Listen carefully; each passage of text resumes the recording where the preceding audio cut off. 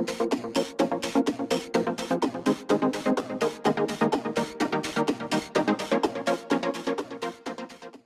you feel like it's inevitable, like AI, sentient AI, is essentially inevitable.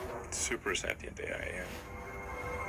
But I don't have any stake in OpenAI anymore, nor am I on the board, nor do I control it in any way. The biggest issue I see with so-called AI experts is that they think they know more than they do. I think one thing's for sure, we will not control it. We will not be able to hold a candle to AI. You scare the shit out of me when you talk about AI. Between you and Sam Harris, I didn't even consider it until I had a podcast with Sam once. That's and great. He made me shit my pants. Talking about AI, I realized, like, oh, well, this is a genie that once it's out of the bottle, you're never getting it back in. That's true. And there was a video that you tweeted about one of those Boston Dynamic robots. And you're like, in the future, it'll be moving so fast you can't see it without a strobe light. Yeah. You could probably do that right now. And no one's really paying attention too much other than people like you or people that are really obsessed with technology. All these things are happening, and these robots are... And did you see the one where PETA put out a statement that you shouldn't kick robots? It's probably not wise. For retribution. Their memory's very good. I bet it's really good. It's really good. I bet it is. Yes. And getting better every day. It's really good. Are you honestly, legitimately concerned about this? Is like AI one of your main worries in regards to the future? Yes. It's less of a worry than it used to be, mostly due to taking more of a fatalistic attitude. So you used to have more hope, and you gave up some of it, and now you don't worry as much about AI. You're like, this is just what it is. Yeah, pretty much. Yes. Yes. No, but no, it's not necessarily bad. It's definitely going to be outside of human control. Not necessarily bad, right? Yeah, it's not necessarily bad. It's just outside of human control. Now, the thing that's going to be tricky here is that it's going to be very tempting to use AI as a weapon. It's going to be very tempting. In fact, it will be used as a weapon. So the on-ramp to serious AI, the danger is going to be more humans using it against each other, I think, most likely. That'll be the danger. This tends to plague smart people. They just can't. They define themselves by their intelligence, and they don't like the idea that a machine can be way smarter than them, so they discount the idea, which is fundamentally flawed. It's the wishful thinking situation. I'm really quite close to, I'm very close to the cutting edge in AI, and it scares the hell out of me. It's capable of vastly more than almost anyone knows, and the rate of improvement is exponential. You can see this in things like AlphaGo, which went from, in the span of maybe 6 to 9 months, it went from being unable to beat even a reasonably good Go player to then beating the European world champion, who was ranked 600, then beating Lee Sedol 4-5, who had been the world champion for many years, then beating the current world champion, then beating everyone while playing simultaneously. Then there was AlphaZero, which crushed AlphaGo 100-0. And AlphaZero just learned by playing itself, and it can play basically any game that you put the rules in for. Whatever rules you give it, just literally read the rules, play the game, and be superhuman. For any game. Well, I've said for a long time I think AI safety is a really big deal. And we should have some regulatory agency that is overseeing AI safety. But there is not yet currently any such thing. And just generally any kind of regulatory agency done by the government usually takes years to put in place.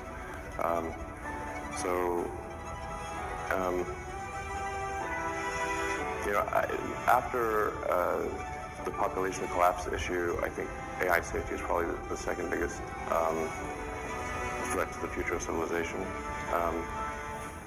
And yeah, like I said, I'm not quite sure what to do with it. I mean, Tesla is arguably the world's biggest robot maker, because like we have basically semi-autonomous cars that will ultimately be fully autonomous, and we are building a humanoid robot that will be basically like the car but with legs. And like I kind of held off on doing that for a while because, you know, I certainly don't want to hasten the AI apocalypse. Do you think that it's likely that we will merge somehow or another with this sort of technology and it'll augment what we are now? Or do you think it will replace us? Well, that's the scenario. The merge scenario with AI is the one that seems like probably the best. Like For us. Yes. Like if you can't beat it, join it. That's Yeah. you know. So from a long-term existential standpoint, that's like the purpose of Neuralink, is to create a high bandwidth interface to the brain such that we can be symbiotic with AI. Because we have a bandwidth problem.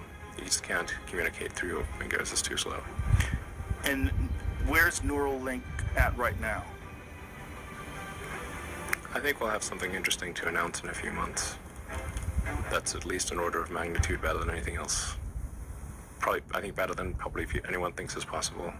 You ever fear about an AI revolution? A rebellion? Yeah, that is a risk.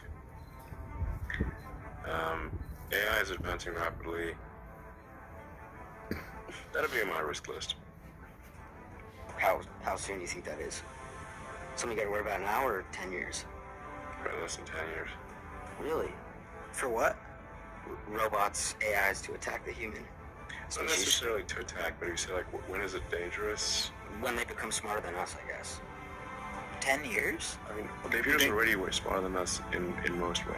OpenAI is really just to take the set of actions that are most likely to improve the positive futures.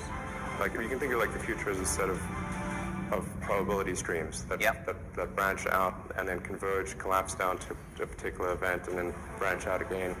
And there's a certain set of probabilities associated with the future being positive, and different type flavors of that. And at OpenAI, we want to try to do whatever we can to increase the probability of a good futures happening. I think that's really what we're trying to do. Do you worry that by making this open, some bad actors may use some of what has been developed to do bad stuff with the power of AI? I mean, that is certainly the good rebuttal to that. However, I think if AI power is widely distributed, then, and there's not, say, one entity that has some super AI that is 1,000,000 times smarter than anything else. You know, if instead the AI power is broadly distributed, and to the degree that we can link AI power to each individual's will. It's like you would have your AI agent, and you would, like, everyone would have their sort of AI agent, and then if somebody did try to do something really terrible, well, then the collective will of others could overcome that bad actor. Which you can't do if there's one AI that's 1,000,000 times better than everything else. And it's proprietary. And it's either has its own will, or more likely, at least in the beginning, is controlled by some small set of people. I think artificial intelligence is something we need to be quite concerned about, and really be attentive to the safety of AI. You mentioned ChatGPT earlier. I played a significant role in the creation of OpenAI. Essentially, at the time, I was concerned that Google was not paying enough attention to AI safety, and so I with a number of other people, created OpenAI. And although initially it was created as an open source nonprofit, and now it is closed source and for profit. I don't have any stake in OpenAI anymore, nor am I on the board, nor do I control it in any way. But the ChatGPT, I think, has illustrated to people just how advanced AI has become. Because the AI has been advanced for a while, it just didn't have a user interface that was accessible to most people. So what really ChatGPT has done is just put an accessible user interface on AI technology that has been present for a few years. And there are much more advanced versions of that are coming out. So I think we need to really be. I think we need to regulate AI safety, frankly, because if you think of any technology which is potentially a risk to people, like if it's an aircraft or cars or medicine, we have regulatory bodies that oversee the public safety of cars and planes and medicine. And I think we should have a similar sort of regulatory oversight for artificial intelligence, because it is, I think, actually a bigger risk to society than cars or planes or medicine. I think we can have in 25 years probably something. I would think there could be a whole brain interface. A whole brain interface. Something pretty close to that, yeah. How do you define? What do you mean by whole brain interface? Like almost all the neurons are connected to the sort of AI extension of yourself. If you want. AI extension of yourself. Yeah. What does that mean to you? Like, what do you mean when you say AI extension of yourself?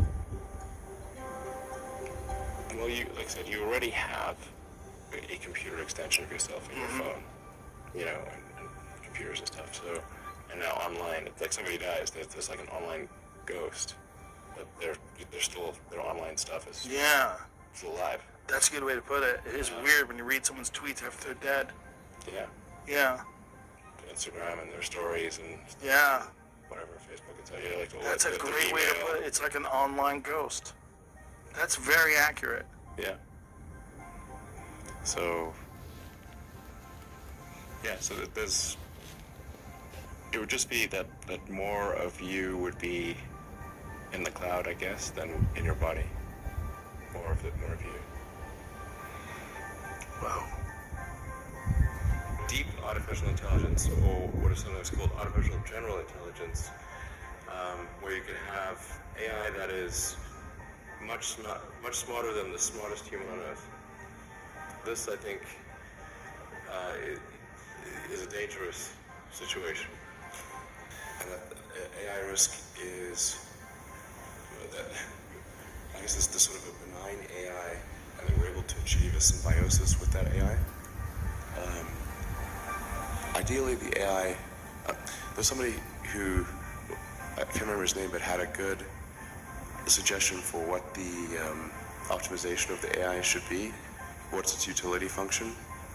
You have to be careful about this, because you say maximize happiness, and the AI concludes that happiness is a function of dopamine and serotonin, so it just captures all humans and jacks your brain with large amounts of dopamine and serotonin. Like, okay, it's not what we meant. It sounds pretty good, though.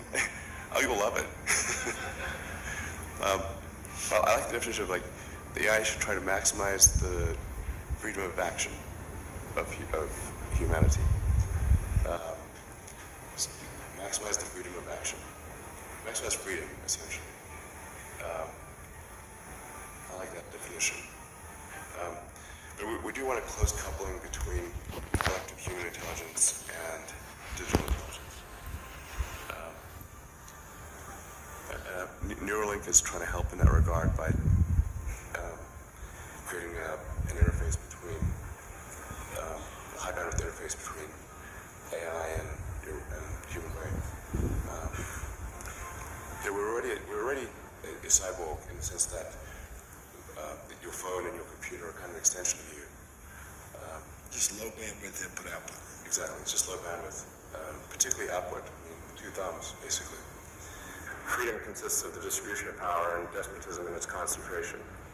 And so I think it's important, if we have this incredible power of AI, that it not be concentrated in the hands of a few and potentially lead to a world that we don't want. And what world is that? What do you foresee that when you say it? It's difficult. I mean, it's called the singularity because it's difficult to predict exactly what future that might be. Except I don't know a lot of people who love the idea of living under a despot. I don't think people generally choose to live in a democracy over a dictatorship. And the despot would be the computer? Or the people controlling the computer. And do you worry specifically about any of these companies I mentioned who've all seemed to now kind of be pivoting toward this as the battleground in the next 10 years? I won't name a name, but there is only one.